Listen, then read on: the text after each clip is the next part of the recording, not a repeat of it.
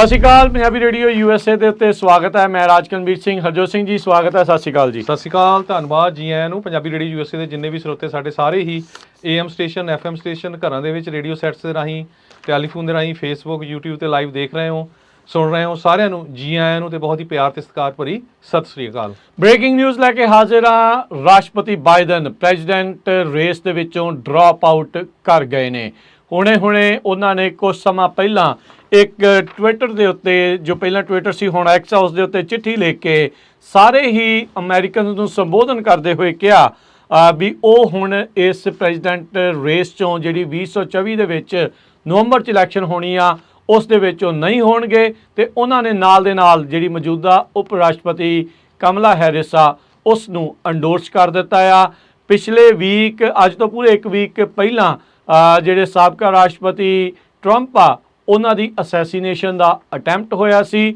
ਉਸ ਤੋਂ ਪਹਿਲਾਂ ਜਿਹੜੇ ਰਾਸ਼ਟਰਪਤੀ ਬਾਈਡਨ ਹੁਣਾਂ ਦੀ ਡਿਬੇਟ ਦੇ ਵਿੱਚ ਜਿਸ ਤਰੀਕੇ ਦੀ ਪਰਫਾਰਮੈਂਸ ਰਹੀ ਸੀ ਉਸ ਤੋਂ ਬਾਅਦ 'ਚ ਇਹਨਾਂ ਦੇ ਉਲਟ ਬਗਾਵਤੀ ਸੁਰਾਂ ਉੱਠ ਰਹੀਆਂ ਸੀ ਵੀ ਤੁਸੀਂ ਰੇਸ 'ਚੋਂ ਬਾਹਰ ਹੋ ਜਾਓ। ਉਸ ਤੋਂ ਬਾਅਦ 'ਚ ਕਹਿੰਦੇ ਜ਼ਰੂਰ ਰਹੇ ਵੀ ਮੈਂ ਹੀ ਨੋਮੀਨੀ ਆ, ਮੈਂ ਪ੍ਰੈਜ਼ੀਡੈਂਟ ਦੀ ਰੇਸ ਦੇ ਵਿੱਚ ਰਹੂੰਗਾ, ਟਰੰਪ ਨੂੰ ਅਸੀਂ ਹਰਾਉਣਾ ਆ। ਪਰ ਅੱਜ ਇਵੈਂਚੁਅਲੀ ਇਹਨਾਂ ਨੇ 21 ਜਿਹੜੀ ਆ ਜੁਲਾਈ ਨੂੰ ਐਤਵਾਰ ਦੇ ਦਿਨ ਆਪਣਾ ਪ੍ਰੈਜ਼ੀਡੈਂਟ ਰੇਸ ਦੇ ਵਿੱਚੋਂ ਬਾਹਰ ਹੋਣ ਦਾ ਫੈਸਲਾ ਕਰ ਲਿਆ ਆ। ਬਿਲਕੁਲ ਪਿਛਲੇ ਕਈ ਦਿਨਾਂ ਤੋਂ ਪ੍ਰੈਜ਼ੀਡੈਂਟ ਜੋ ਬਾਈਡਨ ਉਹਨਾਂ ਦੇ ਉੱਤੇ ਪ੍ਰੈਸ਼ਰ ਸੀ ਬਹੁਤ ਸਾਰੇ। ਹੁਣ ਕਾਂਗਰਸ ਦੇ ਡੈਮੋਕ੍ਰੇਟ ਜਿਹੜੇ ਕਾਂਗਰਸਮੈਨ ਜਾਂ ਕਾਂਗਰਸ ਵੂਮਨ ਆ ਉਹ ਵੀ ਇਸ ਹੱਕ 'ਚ ਆ ਗਏ ਸੀ ਵੀ ਪ੍ਰੈਜ਼ੀਡੈਂਟ ਬਾਈਡਨ ਉਹਨਾਂ ਨੂੰ ਹੁਣ ਸਟੈਪ ਡਾਊਨ ਕਰ ਦੇਣਾ ਚਾਹੀਦਾ ਹੈਗਾ। ਸੋ ਫਾਈਨਲੀ ਅੱਜ ਉਹਨਾਂ ਨੇ ਚਿੱਠੀ ਲਿਖੀ ਹੈਗੀ ਆ ਜਿਹਦੇ ਵਿੱਚ ਉਹਨਾਂ ਨੇ ਇਹ ਕਿਹਾ ਵੀ ਮੇਰੇ ਸਮੇਂ ਦੇ ਦੌਰਾਨ ਇਕੋਨਮੀ ਬੜੀ ਉੱਪਰ ਗਈ ਹੈਗੀ ਆ, ਸਟਰੋਂਗ ਇਕੋਨਮੀ ਹੈਗੀ ਆ, ਅਸੀਂ ਹਿਸਟੋਰਿਕ ਇਨਵੈਸਟਮੈਂਟ ਬਣਾਈਆਂ ਹੈਗੀਆਂ, ਰੀਬਿਲਡਿੰਗ ਆਵਰ ਨੇਸ਼ਨ ਅਤੇ ਹੋਰ ਬਹੁਤ ਕੁਛ ਜਿਹੜਾ ਉਹਨਾਂ ਨੇ ਉਹਦੇ ਵਿੱਚ ਲਿਖਿਆ ਹੈਗਾ। ਅਤੇ ਨਾਲ ਦੀ ਨਾਲ ਉਹਨਾਂ ਨੇ ਕਮਲਾ ਦੇਵੀ ਹੈਰਿਸ ਨੂੰ ਜਿਹੜਾ ਆ ਕਿਹਾ ਆ ਵੀ ਮੈਂ ਉਹਨਾਂ ਨੂੰ ਜਿਹੜਾ ਆ ਉਹਨਾਂ ਦਾ ਨਾਮ ਅੱਗੇ ਲੈ ਕੇ ਆਉਣਾ ਹੈਗਾ। ਅਤੇ ਕਮਲਾ ਦੇਵੀ ਹੈਰਿਸ ਨੇ ਵੀ ਕਹਿ ਦਿੱਤਾ ਆ ਵੀ ਮੈਂ ਆਪਣੀ ਜਿਹੜੀ ਪੋਜੀਸ਼ਨ ਆ ਉਹ ਅਰਨ ਕਰੂੰਗੀ। ਸੋ ਬਹੁਤ ਸਾਰੇ ਜਿਹੜੇ ਡੈਮੋਕਰੇਟ ਜਾਂ ਪ੍ਰੋਗਰੈਸਿਵ ਡੈਮੋਕਰੇਟਸ ਹੈਗੇ ਆ ਉਹ ਵੀ ਹੁਣ ਕਮਲਾ ਹੈਰਿਸ ਦੇ ਹੱਕ ਦੇ ਵਿੱਚ ਆ ਗਏ ਆ। ਜਿੱਦਾਂ ਜੈਪਾਲ ਹੈਗੀ ਆ ਪਮੇਲਾ ਉਹਨਾਂ ਨੇ ਵੀ ਸਟੇਟਮੈਂਟ ਜਾਰੀ ਕਰ ਦਿੱਤੀ ਆ। ਐਲਿਜ਼ਾਬੈਥ ਵਾਰਨ ਨੇ ਵੀ ਕਿਹਾ ਵੀ ਮੈਂ ਕਮਲਾ ਹੈਰਿਸ ਦੇ ਹੱਕ ਦੇ ਵਿੱਚ ਹੈਗੀ ਆ। ਇਹ ਇੱਕ ਵਾਰੀ ਫੇਰ ਟਰੰਪ ਹੁਣਾਂ ਦਾ ਮੁਕਾਬਲਾ ਮੈਚ ਆ ਉਹ ਇੱਕ ਲੇਡੀ ਕੈਂਡੀਡੇਟ ਦੇ ਨਾਲ ਹੋ ਸਕਦਾ ਆ। ਪ੍ਰੈਜ਼ੀਡੈਂਟ ਬਾਈਡਨ ਉਹਨਾਂ ਨੇ ਕਿਹਾ ਵੀ ਮੈਂ ਨੋਮੀਨੇਸ਼ਨ ਅਸੈਪਟ ਨਹੀਂ ਕਰੂੰਗਾ। ਜਿਹੜੀ ਅਗਲੇ ਮਹੀਨੇ ਡੈਮੋਕ੍ਰੇਟ ਪਾਰਟੀ ਦੀ ਕਨਵੈਨਸ਼ਨ ਹੋਣੀ ਆ ਪਿਛਲੇ ਵੀਕ ਦੇ ਵਿੱਚ ਟਰੰਪ ਹੁਣਾਂ ਨੂੰ ਰਿਪਬਲਿਕਨ ਨੋਮੀਨੇਸ਼ਨ ਮਿਲੀ ਆ ਜਿਹੜੀ ਉਹਨਾਂ ਨੇ ਅਸੈਪਟ ਕੀਤੀ ਸੀਗੀ। ਜਿਹੜੇ ਬਾਈਡਨ ਹੁਣਾਂ ਨੇ ਕਿਹਾ ਵੀ ਮੇਰੇ ਕਾਰਜਕਾਲ ਦੇ ਵਿੱਚ ਸੀਨੀਅਰਸ ਦੇ ਲਈ ਪ੍ਰਸਕ੍ਰਿਪਸ਼ਨ ਕਾਸਟ ਆ ਉਹਨਾਂ ਨੂੰ ਮੈਂ ਘਟਾਇਆ, ਅਫੋਰਡੇਬਲ ਹੈਲਥ ਕੇਅਰ ਨੂੰ ਹੋਰ ਜ਼ਿਆਦਾ ਐਕਸਪੈਂਡ ਕੀਤਾ, ਪਹਿਲੀ ਵਾਰੀ 30 ਸਾਲਾਂ ਦੇ ਵਿੱਚ ਕੋਈ ਗਨ ਸੇਫਟੀ ਲਾ ਆ ਉਸ ਨੂੰ ਪਾਸ ਹੋਇਆ, ਅਫਰੀਕਨ ਅਮਰੀਕਨ ਵੂਮਨ ਨੂੰ ਪਹਿਲੀ ਵਾਰ ਸੁਪਰੀਮ ਕੋਰਟ ਦੇ ਉੱਤੇ ਅਪੁਆਇੰਟ ਕੀਤਾ ਗਿਆ ਅਤੇ ਬਹੁਤ ਸਾਰੇ ਕਲਾਈਮੇਟ ਲੈਜਿਸਲੇਸ਼ਨ ਪਾਸ ਹੋਏ। ਬਾਈ ਪਾਰਟੀਜ਼ਨ ਇਨਫਰਾਸਟਰਕਚਰ ਬਿੱਲ ਜਿਹੜਾ ਆ ਉਹਨਾਂ ਨੇ ਪਾਸ ਜਿਹੜਾ ਉਹ ਕੀਤਾ। ਅਤੇ ਕਹਿੰਦੇ ਨਾਲ ਹੀ ਉਹਨਾਂ ਨੇ ਇਹ ਕਿਹਾ ਵੀ ਉਹ ਨੇਸ਼ਨ ਨੂੰ ਵੀ ਸੰਬੋਧਨ ਕਰਨਗੇ, ਡਿਟੇਲ ਦੱਸਣਗੇ ਵੀ ਉਹਨਾਂ ਨੇ ਇਹ ਜਿਹੜਾ ਡਿਸੀਜਨ ਆ ਉਹ ਕਿਉਂ ਲਿਆ।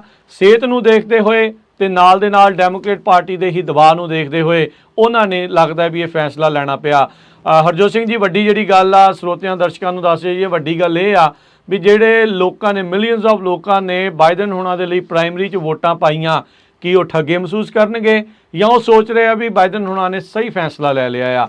ਇਸ ਦੇ ਉੱਤੇ ਹੁਣ ਚਰਚਾਵਾਂ ਬਹੁਤ ਚੀਜ਼ਾਂ ਜਿਹੜੀਆਂ ਉਹ ਚੱਲਣਗੀਆਂ। ਸਿਹਤ ਨੂੰ ਲੈ ਕੇ ਤਾਂ ਬਹੁਤ ਜ਼ਿਆਦੀਆਂ ਚਰਚਾਵਾਂ ਇਹਨਾਂ ਦੀਆਂ ਚੱਲ ਰਹੀ ਸੀ। ਕਦੀ ਪੌੜੀਆਂ ਤੋਂ ਡਿੱਗ ਪੈਂਦੇ ਸੀ, ਡਿਬੇਟ ਦੇ ਵਿੱਚ ਆਪਣੀ ਚੇਨ ਆਫ ਥਾਟ ਲੂਜ਼ ਕਰ ਜਾਂਦੇ ਸੀ ਜਾਂ ਹੋਰ ਗੱਲਾਂ ਦੇ ਵਿੱਚ ਵੀ ਇਹ ਸਾਰੀਆਂ ਚੀਜ਼ਾਂ ਬਾਈਡਨ ਹੁਣਾਂ ਦੇ ਨਾਲ ਦੇਖੀਆਂ। ਸੋ ਇਵੈਂਚੁਅਲੀ ਦਬਾਅ ਦੇ ਅਧੀਨ ਆਉਂਦੇ ਹੋਏ ਉਹਨਾਂ ਨੇ ਇਹ ਫੈਸਲਾ ਲਿਆ। ਪਿਛਲੇ ਸਮੇਂ ਦੇ ਵਿੱਚ ਇਹ ਵੀ ਆਪਾਂ ਦੇਖਿਆ ਸੀਗਾ ਵੀ ਸ਼ਾਇਦ ਓਬਾਮਾ ਹੁਣਾਂ ਨੇ ਵੀ ਇਹਨਾਂ ਨੂੰ ਕਾਲਾਂ ਕੀਤੀਆਂ। ਚੱਕ ਸ਼ੂਮਰ, ਹਕੀਮ ਜੈਫਰੀਜ਼, ਨੈਂਸੀ ਪਲੋਸੀ ਸਾਰਿਆਂ ਨੇ ਹੀ ਜਿਹੜੇ ਆ ਮੈਨੂੰ ਲੱਗਦਾ 3 ਦਰਜਨ ਤਕਰੀਬਨ ਉਸ ਤੋਂ ਵੀ ਵੱਧ ਡੈਮੋਕ੍ਰੇਟਸ ਜਿਹੜੇ ਆ ਉਹਨਾਂ ਨੇ ਬਾਈਡਨ ਹੁਣਾਂ ਨੂੰ ਰੇਸ 'ਚੋਂ ਬਾਹਰ ਹੋਣ ਦੇ ਲਈ ਆਖਿਆ। ਕਿ ਵਾਕਿਆ ਹੀ ਹੁਣ ਕਮਲਾ ਹੈਰਿਸ ਕੈਂਡੀਡੇਟ ਹੋਊਗੀ ਇਸ ਦੇ ਉੱਤੇ ਸਵਾਲ ਆ। ਹੈਲਰੀ ਕਲਿੰਟਨ ਨਹੀਂ ਆ ਜਾਊਗੀ, ਗੈਵਿਨ ਨਿਊਸਮ ਆਊਗਾ, ਮਿਸ਼ੇਲ ਓਬਾਮਾ ਦਾ ਨਾਮ ਬੜੇ ਨਾਮ ਜਿਹੜੇ ਉਹ ਆਉਣਗੇ, ਪਰ ਪ੍ਰੈਜ਼ੀਡੈਂਟ ਬਾਈਡਨ ਨੇ ਉਪ ਰਾਸ਼ਟਰਪਤੀ ਕਮਲਾ ਹੈਰਿਸ ਨੂੰ ਜਿਹੜਾ ਉਹ ਰਾਸ਼ਟਰਪਤੀ ਦੇ ਲਈ ਕੈਂਡੀਡੇਸੀ ਦੇ ਲਈ ਕੈਂਡੀਡੇਟ ਦੇ ਤੌਰ ਦੇ ਉੱਤੇ ਡੈਮੋਕ੍ਰੇਟ ਪਾਰਟੀ ਦੇ ਲਈ ਅੰਡੋਰਸ ਜਿਹੜਾ ਉਹ ਕਰ ਦਿੱਤਾ। ਹੁਣ ਉਹਦੇ ਪਿੱਛੇ ਜਿਹੜੇ ਸਾਰੇ ਜਾਣੇ ਆਉਣਗੇ, ਮੈਨੂੰ ਨਹੀਂ ਲੱਗਦਾ ਇਸ ਤੋਂ ਇਲਾਵਾ ਹੁਣ ਕਮਲਾ ਹੈਰਿਸ ਤੋਂ ਇਲਾਵਾ ਕੋਈ ਹੋਰ ਨਾਮ ਸ਼ਾਇਦ ਆਵੇ। ਲੱਗਦਾ ਵੀ ਇਸ ਦੇ ਉੱਤੇ ਮੋਹਰ ਲੱਗ ਸਕਦੀ ਆ। ਸੋ ਆਉਣ ਵਾਲੇ ਸਮੇਂ ਤੇ ਦੇਖਣਾ ਪਊਗਾ ਕਿਹੜਾ vice presidential candidate democratic party ਵੱਲੋਂ ਹੋਊਗਾ। ਪ੍ਰੈਜ਼ੀਡੈਂਟ ਜੋ ਬਾਈਡਨ ਹੁਣੀ ਆਉਣ ਵਾਲੇ ਹਫ਼ਤੇ ਦੇ ਵਿੱਚ ਨੇਸ਼ਨ ਨੂੰ ਐਡਰੈਸ ਕਰਨਗੇ, ਉਹਦੇ 'ਚੋਂ ਰੀਜ਼ਨ ਵੀ ਦੱਸਣਗੇ ਵੀ ਮੈਂ ਕਿਉਂ ਸਟੈਪ ਡਾਊਨ ਕੀਤਾ ਹੈ। ਹਾਲਾਂਕਿ ਉਹਨਾਂ ਨੇ ਇਹ ਕਿਹਾ ਵੀ ਪਾਰਟੀ ਕਰਕੇ, ਮੁਲਕ ਕਰਕੇ ਮੈਂ ਜਿਹੜਾ ਕਰ ਰਿਹਾ ਹੈਗਾ। ਸੋ ਆਉਣ ਵਾਲੀ ਨਵੰਬਰ ਦੀ ਜਿਹੜੀ ਇਲੈਕਸ਼ਨ ਹੈਗੀ ਆ US ਦੇ ਪ੍ਰੈਜ਼ੀਡੈਂਟ ਦੀ, ਉਹ ਪ੍ਰੈਜ਼ੀਡੈਂਟ ਸਾਬਕਾ ਪ੍ਰੈਜ਼ੀਡੈਂਟ ਡੋਨਲਡ ਟਰੰਪ ਤੇ ਮੌਜੂਦਾ ਵਾਈਸ ਪ੍ਰੈਜ਼ੀਡੈਂਟ ਜੋ ਕੈਂਡੀਡੇਟ ਹੋਣਗੇ ਪ੍ਰੈਜ਼ੀਡੈਂਸ਼ੀਅਲ ਕਮਲਾ ਦੇਵੀ ਹੈਰਿਸ ਦੇ ਵਿਚਕਾਰ ਹੋਵੇਗੀ। ਕਮਲਾ ਹੈਰਿਸ ਦੇ ਬਾਰੇ ਵੀ ਦੱਸ ਜਾਈਏ, ਕੈਲੀਫੋਰਨੀਆ ਦੀ ਅਟਾਰਨੀ ਜਨਰਲ ਰਹੀ ਆ।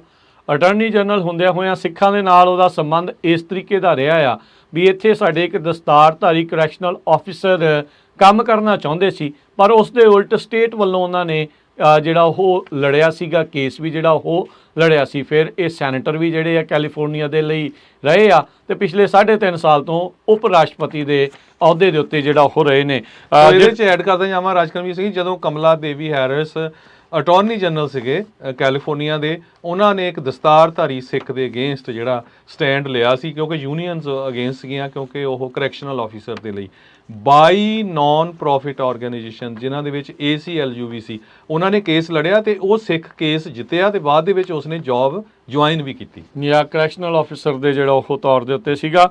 ਸੋ ਬਾਈਡਨ ਉਹਨਾਂ ਨੇ ਕਿਹਾ ਵੀ 3.5 ਸਾਲ ਤੱਕ ਮੈਂ ਇਸ ਅਹੁਦੇ ਤੇ ਰਿਹਾ ਆ, ਅਸੀਂ ਬਹੁਤ ਜ਼ਿਆਦਾ ਪ੍ਰੋਗਰੈਸ ਕੀਤੀ ਆ। ਜਿਹੜਾ ਅਖੀਰਲੇ ਸਮਾਂ ਰਹਿ ਗਿਆ ਉਹਨਾਂ ਦੇ ਕਾਰਜਕਾਲ ਦਾ, ਉਹ ਐਜ਼ ਏ ਪ੍ਰੈਜ਼ੀਡੈਂਟ ਦੀਆਂ ਸੇਵਾਵਾਂ ਉਸ ਦੇ ਉੱਤੇ ਜ਼ੋਰ ਲਾਉਣਗੇ ਤੇ ਇਹਨਾਂ ਨੇ ਇਹ ਫੈਸਲਾ ਜਿਹੜਾ ਹੁਣ ਲੈ ਲਿਆ ਆ। ਉਹ ਕਹਿੰਦੇ ਵੀ ਆਓ ਸਾਰੇ ਜਣੇ ਇਕੱਠੇ ਹੋਈਏ ਕਮਲਾ ਹੈਰਿਸ ਦੇ ਨਾਲ ਤੇ ਟਰੰਪ ਨੂੰ ਜਿਹੜਾ ਉਹ ਹਰਾਈਏ। ਓਬਵੀਅਸਲੀ ਡੈਮੋਕ੍ਰੇਟ ਪਾਰਟੀ ਵੱਲੋਂ ਉਹਨਾਂ ਨੇ ਆਪਣਿਆਂ ਨੂੰ ਜਿਹੜਾ ਉਹ ਸੰਬੋਧਨ ਕਰਦੇ ਹੋਏ ਜਿਹੜਾ ਉਹ ਆਖਿਆ ਆ।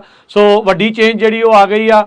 ਐਵਰੀ ਵੀਕ ਕੈਲੀਫੋਰਨੀਆ ਦੇ ਵਿੱਚ ਤੇ ਅਮਰੀਕਾ ਦੇ ਵਿੱਚ ਰਾਜਨੀਤੀ ਜਿਹੜੀ ਉਹ ਚੇਂਜ ਹੋ ਰਹੀ ਆ ਤੇ ਅੱਜ ਵੱਡੀ ਜਿਹੜੀ ਗੱਲ ਹੋਈ ਆ, ਮੌਜੂਦਾ ਰਾਸ਼ਟਰਪਤੀ ਜੋ ਕਿ ਰੀ-ਇਲੈਕਸ਼ਨ ਸੀਕ ਕਰ ਰਹੇ ਸੀਗੇ, ਉਹਨਾਂ ਨੂੰ ਆਪਣੀ ਹੀ ਪਾਰਟੀ ਦੇ ਦਬਾਅ, ਲੋਕਾਂ ਦੇ ਦਬਾਅ, ਸਿਹਤ ਦੇ ਚੱਲਦਿਆਂ ਆਪਣੇ ਲਾਂਭੇ ਹੋਣਾ ਪਿਆ ਆ। ਉਹਨਾਂ ਦਾ ਬੋਰੀ ਬਿਸਤਰਾ ਇੱਕ ਹਿਸਾਬ ਦੇ ਨਾਲ ਅਗਲੀ ਇਲੈਕਸ਼ਨ ਦੇ ਵਿੱਚੋਂ ਗੋਲ ਕਰ ਦਿੱਤਾ ਗਿਆ ਆ ਤੇ ਉਹਨਾਂ ਨੂੰ ਰੇਸ ਚੋਂ ਬਾਹਰ ਹੋਣਾ ਪਿਆ ਆ। ਉਹਨਾਂ ਨੇ ਸਾਈਡ ਤੇ ਹੋ ਗਏ। ਬੜੀ ਇੰਟਰਸਟਿੰਗ ਚੀਜ਼ ਹੋਈ ਆ, ਮੈਨੂੰ ਲੱਗਦਾ ਸ਼ਾਇਦ ਇਹ ਸੈਕੰਡ ਟਾਈਮ ਹੋਇਆ USA ਦੀ ਹਿਸਟਰੀ 'ਚ।